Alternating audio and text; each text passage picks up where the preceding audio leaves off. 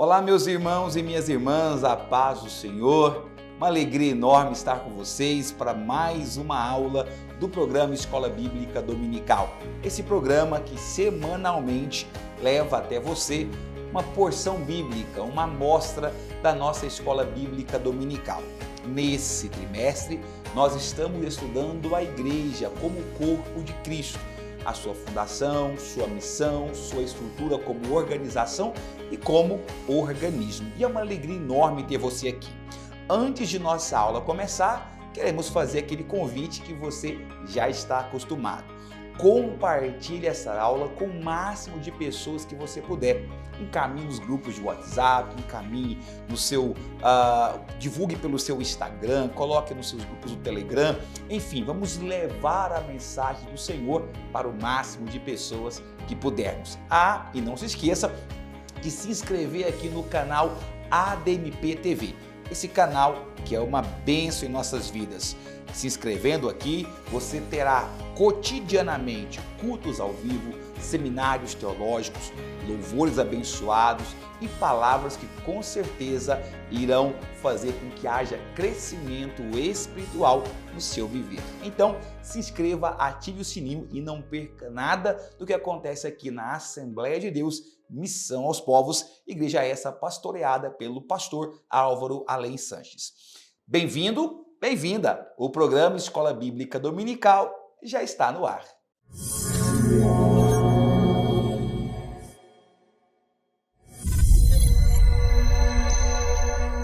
O título da lição de hoje, que é a lição de número 5, é A Missão da Igreja de Cristo.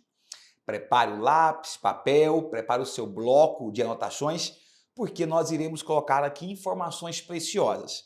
Lembrando a você que essa é apenas uma introdução ao tema. Você, professor, deve se aprofundar ainda mais na pesquisa para levar até o seu aluno o melhor.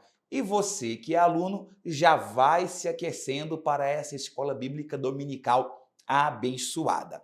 O nosso textuário está em Atos dos Apóstolos, capítulo de número 2, versículo de número 42, que diz: E perseveravam na doutrina dos apóstolos e na comunhão e no partir do pão e nas orações. A verdade prática, como o sal fora do saleiro cumpre a sua função de salgar, assim a igreja, quando adora e discipula, testemunha das insondáveis riquezas de Cristo.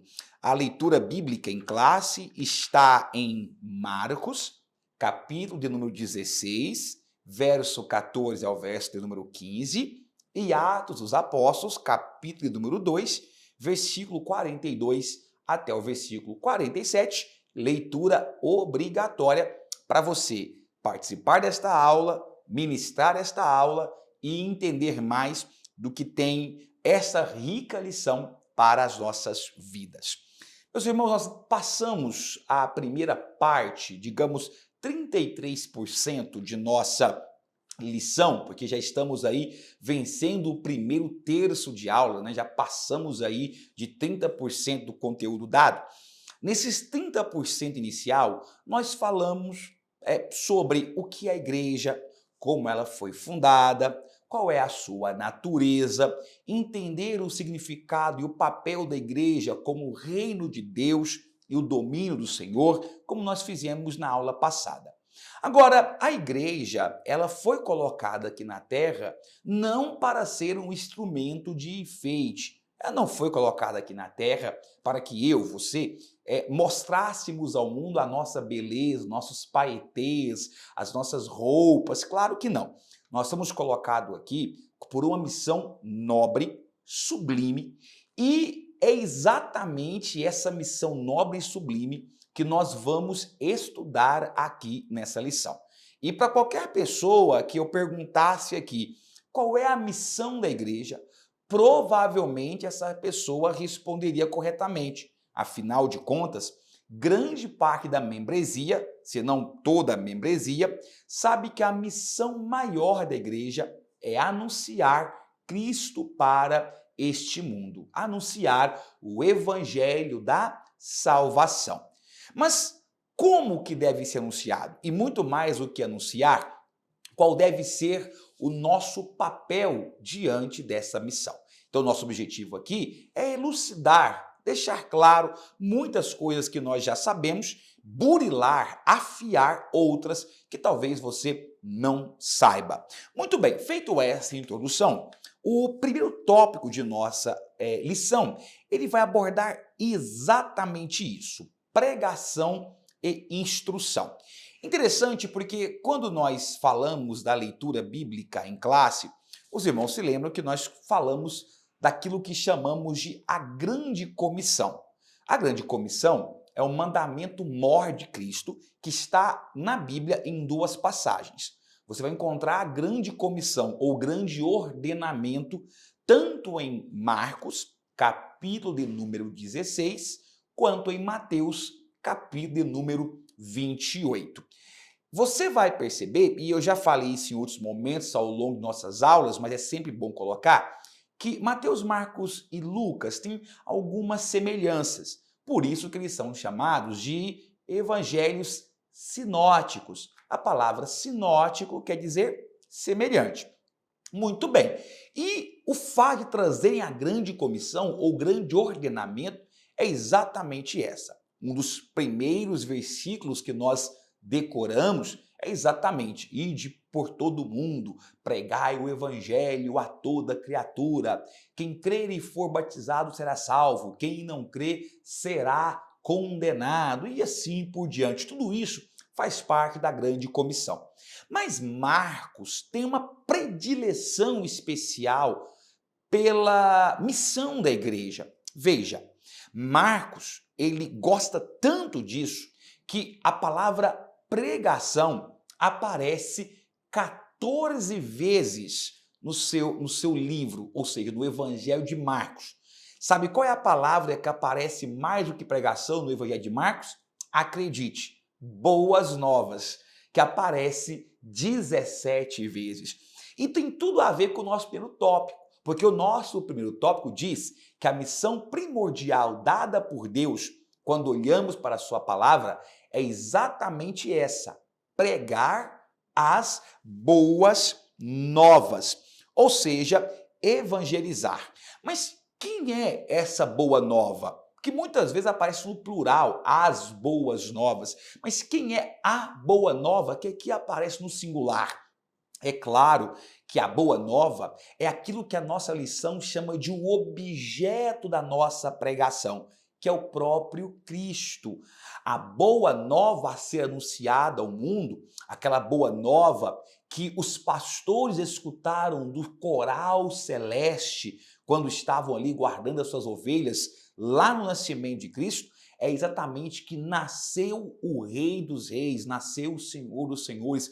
Cristo veio à terra, viveu em um corpo de carne, padeceu das mesmas agonias que nós, venceu o Calvário, ressuscitou e o seu sangue promove limpeza de nossos pecados e vida espiritual em abundância, e que um dia ele voltará para buscar a sua igreja. Fiz aqui um rápido resumo da ideia central por trás da Boa Nova. A Boa Nova é Cristo Jesus. A Boa Nova é a salvação que veio para o homem. E isso também é uma missão que nós temos. Porque, veja, muito mais do que apenas anunciar a Boa Nova aos homens e possibilitar que eles conheçam a Deus, nós também temos que confirmar a Boa Nova na mente e nos corações dessas pessoas que nos ouvirem. Porque tem muita gente que vai,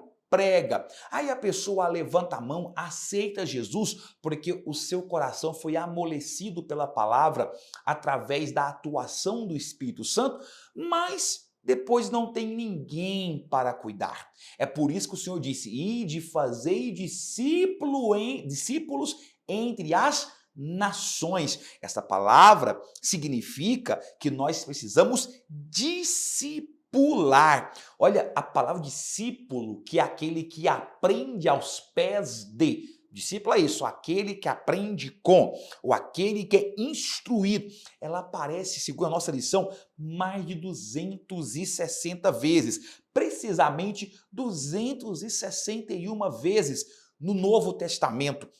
Note que ela aparece muito mais do que pregar. Por quê? Porque é verdade. O discipulado ele tem um papel crucial diante da pregação, que é confirmar que a boa nova está enraizada no coração de quem a escutou. Queridos irmãos e irmãs, a lição que Mateus 28, que Marcos 16 coloca para nós e que está sendo enfatizado no primeiro tópico de nossa aula, é que o chamado para nós pregarmos o Evangelho tem pelo menos 3 características que você deve guardar com carinho. Anote aí. Primeiro, a grande comissão nos traz um chamado imperativo, não é opcional, é uma ordem que o próprio Deus nos dá de pregar o Evangelho a toda criatura. A segunda característica é que a grande chamada ela é intransferível. Eu tenho uma chamada para pregar. Você também tem uma chamada para anunciar Deus, Jesus para as nações. E não adianta você querer terceirizar essa chamada. Você faz parte dessa vocação tanto quanto eu.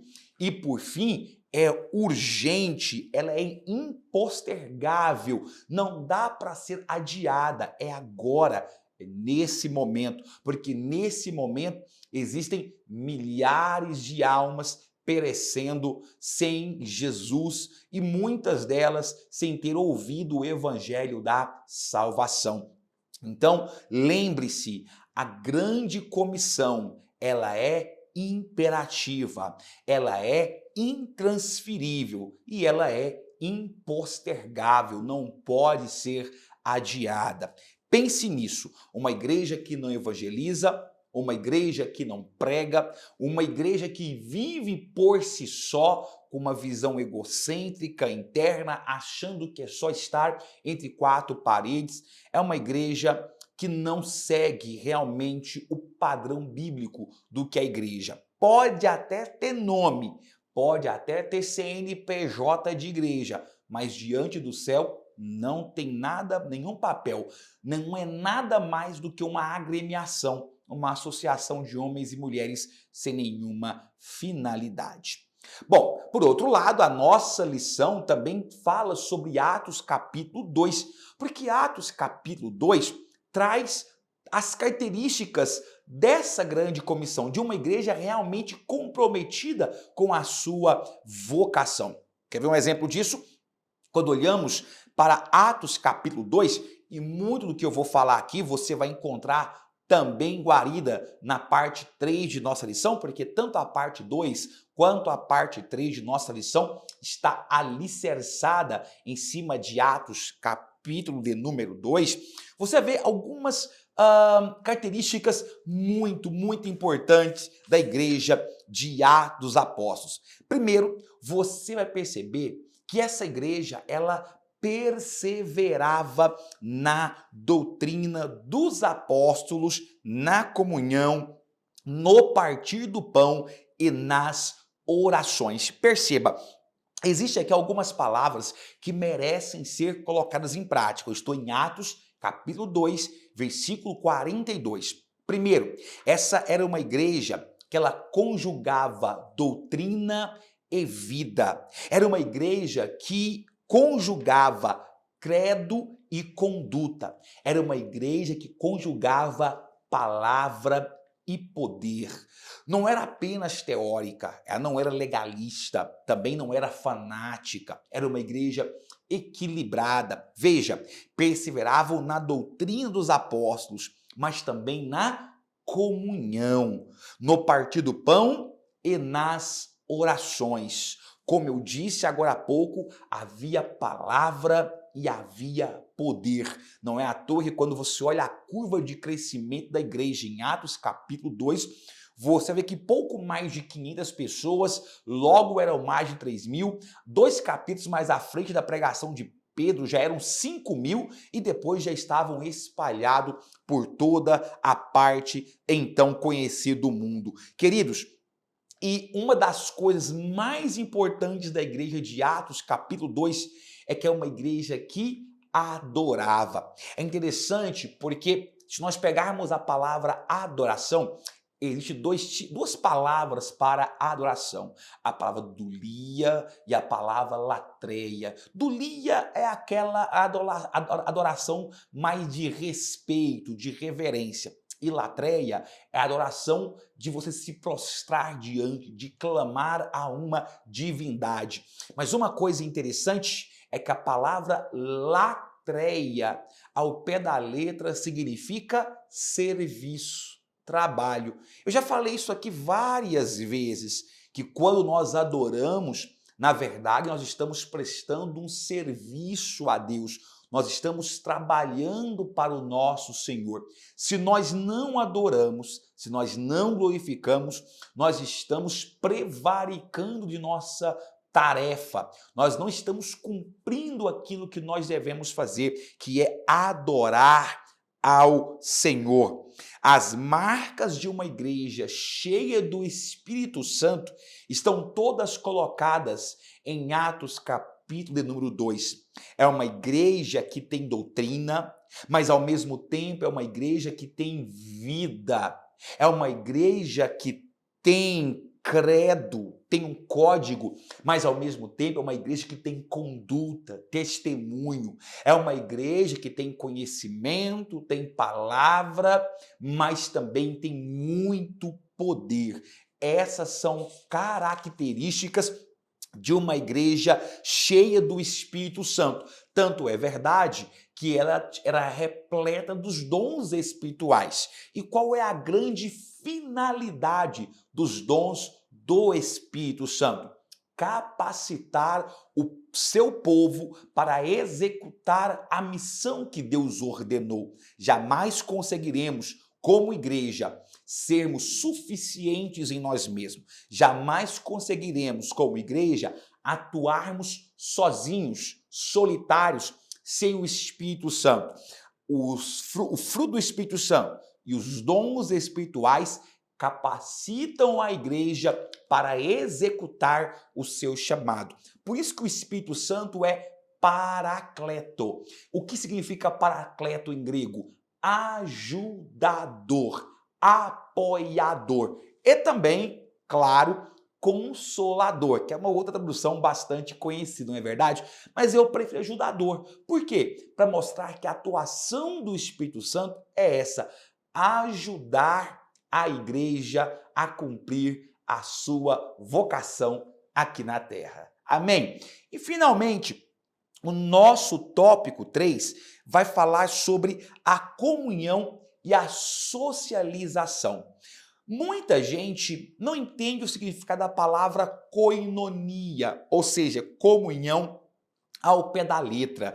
Nós usamos muito essa expressão. Ó, quão bom e quão suave é que os irmãos vivam em união. Existe uma tradução que diz que vivam tendo comunhão. Mas o que significa comunhão na acepção bíblica da palavra?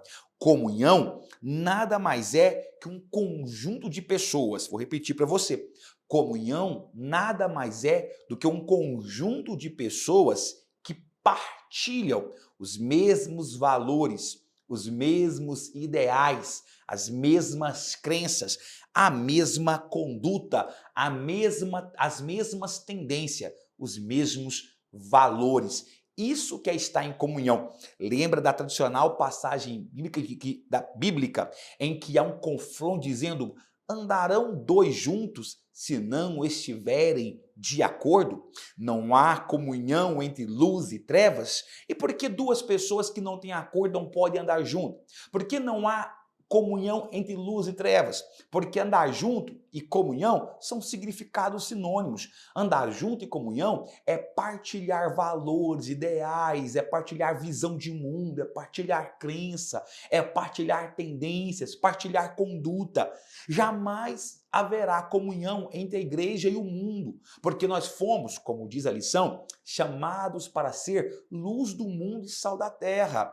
E se tem algo que essas duas figuras fazem, é criar separação. São marcantes. Veja, não existe como luz e trevas comungarem. Quando uma chega, a outra tem que sair.